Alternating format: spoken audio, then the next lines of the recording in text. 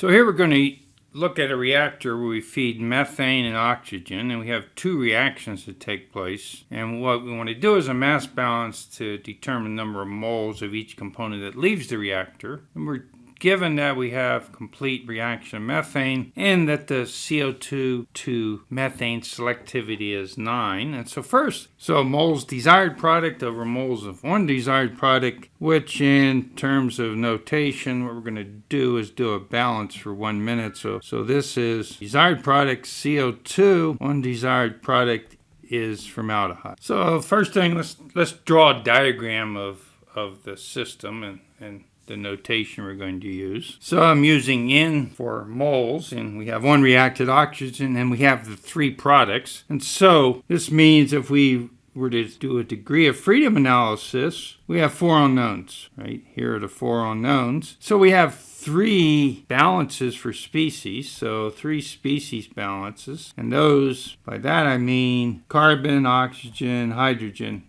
balances. And then we have one additional piece of information, and that's the selectivity ratio that we're given is 9. And so that means we have four unknowns, four equations. So the system is specified, and we can then solve for the number of moles. So first thing I'm going to do next is write down the two reactions that are taking place. And then, as indicated by the selectivity we're given, this is our desired reaction. And so we're given that the number of moles of CO2 leaving over number of moles of formaldehyde is 9.0. And we're given that we have complete reaction. So all the methane reacts. We feed 100 moles of methane. So if we were to do a carbon balance, we would say number of moles of CO2 plus the number of moles of formaldehyde has to equal the number of moles of methane that reacted. We're fed 100 moles. They all react. So that has to equal 100. If we now use the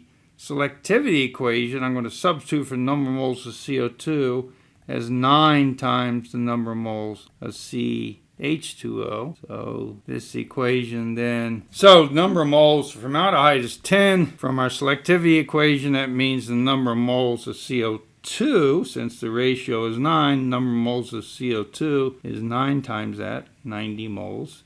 These add up to 100. That's the number of moles of methane that reacted. So that's two of our unknowns. And now if we go back and look at the stoichiometry in the equations, when we make 90 moles of CO2, that reaction requires we make 180 moles of water. When we form 10 moles of formaldehyde, we make 10 moles of water. So total 190 moles of water. So the last thing then we need to calculate is the number of moles of oxygen that reacted. So for the first reaction, if we make 90 moles of CO2 from the stoichiometry, 180 moles of O2 react. So let's make sure we're careful here, number of moles. And 10 moles of formaldehyde form, that means 10 moles of O2 react. So 190 moles of O2 react. Now we fed 250 moles, so 250 minus 190 is 60 moles. So this means the unreacted oxygen, number of moles of oxygen leaving,